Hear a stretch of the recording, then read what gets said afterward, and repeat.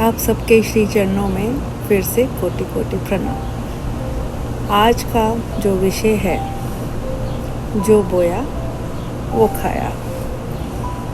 हम इस वाक्य को अक्सर साधारण रूप में सुनते हैं कि अच्छे कर्म करोगे तो अच्छा मिलेगा, बुरे करोगे तो बुरा मिलेगा। लेकिन जब चेतना जागती है तब समझ आता है कि ये केवल कर्म फल का नियम नहीं, बल्कि संपूर्ण आध्यात्मिक विज्ञान है।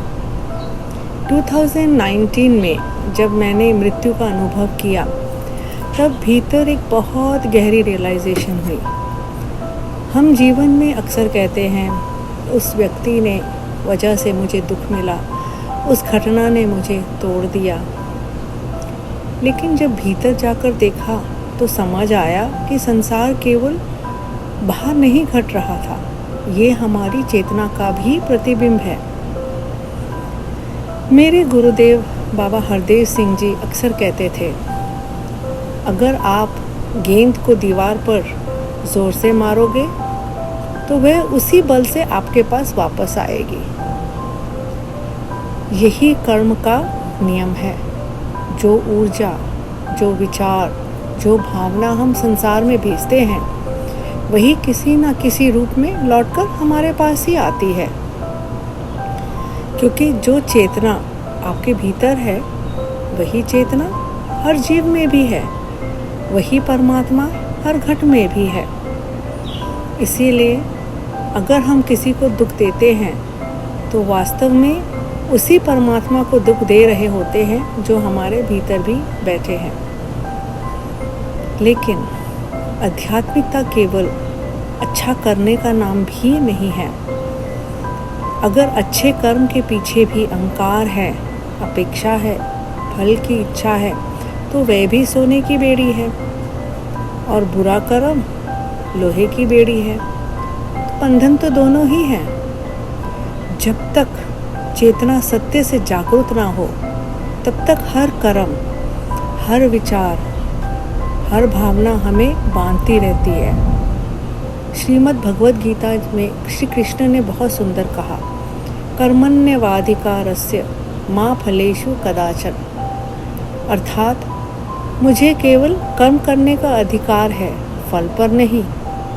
लेकिन सोचने की बात है, जो फल पहले बोया जा चुका है उसे भोगना तो पड़ेगा ही। यही कारण है कि एनलाइटमेंट के बाद भी जीवन में दुख आ सकते हैं।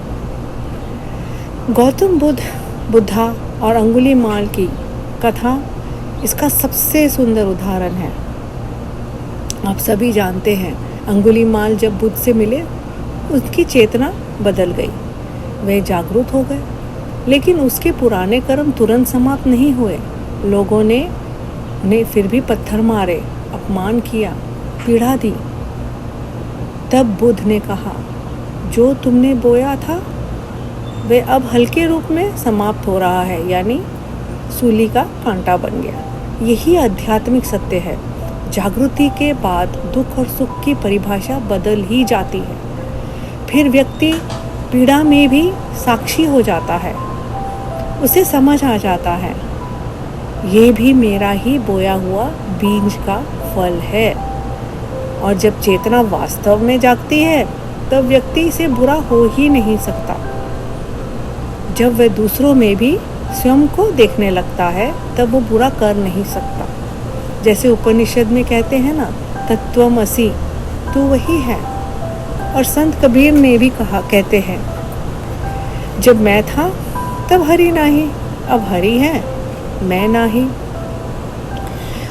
जो बोया वो खाया, इसी सत्य को बाइबल में भी कहा गया है, as you sow, so shall you reap. इसका मतलब है, यानी जैसे बोओगे वैसा ही काटोगे।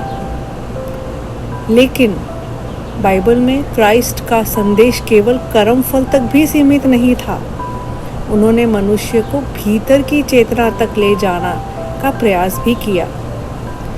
जब उन्हें सूली पर चढ़ाया गया, तब भी उन्होंने क्या कहा था, हम सब जानते हैं। उन्होंने कहा, father forgive them for they know not what they do। यही जागृति की अवस्था है, जहाँ व्यक्ति समझ जाता है कि अज्ञान ही दुख का कारण है।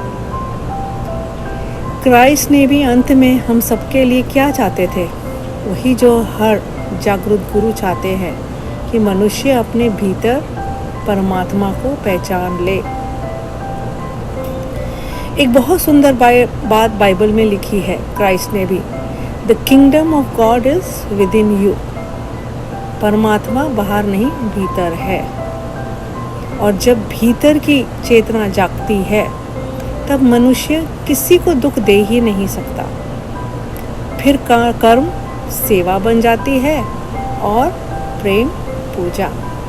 तो आज का विषय यही था, जो बोओगे वही खाओगे। आप सबके श्री चरणों में कोटि कोटि धन्यवाद।